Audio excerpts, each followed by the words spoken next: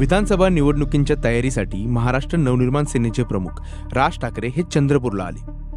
तेव्हा तिथे पदाधिकाऱ्यांची बैठक पार पडली। याच बैठकीत राजुरा मतदारसंघासाठी उमेदवाराची घोषणा करण्यात आली। उमेदवारी जिल्हा प्रमुख सचिन भोयर यांना जाहीर झाली आणि त्यानंतर ही बैठक संपून राज ठाकरे बाहेर पडताच मनसेच्या 2 गटांमध्ये जोरदार राडा सुरू झाला। एकाला उमेदवारी जाहीर झाल्याने दुसरा इच्छुक गट हा नाराज झाला आणि बैठकीनंतर वादाचं रूपांतर हाणामारीत झालं। इच्छुक उमेदवार चंद्रप्रकाश बोरकर यांनी तीव्र नाराजी व्यक्त केली।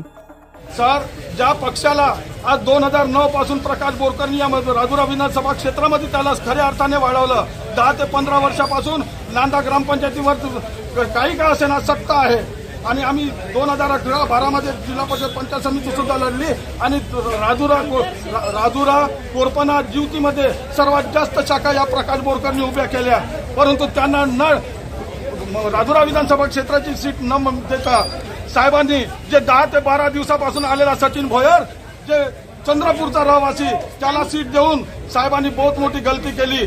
याला महाराष्ट्र निर्माण सेना कधी माफ करणार नाही, आमचे पदाधिकारी सुद्धा माफ करणार नाही। काय करणार आहे तुम्ही आता? साहेबांनी 31 राजुरा विधानसभा बरखास्त करावं, तिथून लढू सुद्धा नाही अशी भूमिका काय असणार आहे? आम्ही बंडखोरी करणार, सरळ सांगत आहोत, बंडखोरी करणार।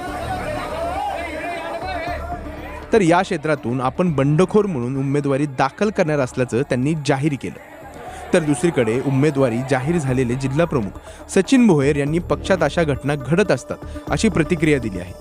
अशा घटना प्रत्येक पक्षामध्ये होत असतात, तर या गोष्टीकडे लक्ष न देता उमेदवारी जाहीर झाली आणि ती राजुरा विधानसभा सर कशी करायची, जिंकायची कशी, त्या विधानसभेतले शेतकरी, कामगार जे दुर्लक्षित घटक आहेत त्यांचे प्रश्न कसे सोडवायचे ते काम आम्ही चांगल्या क्रमाने करणार आहे।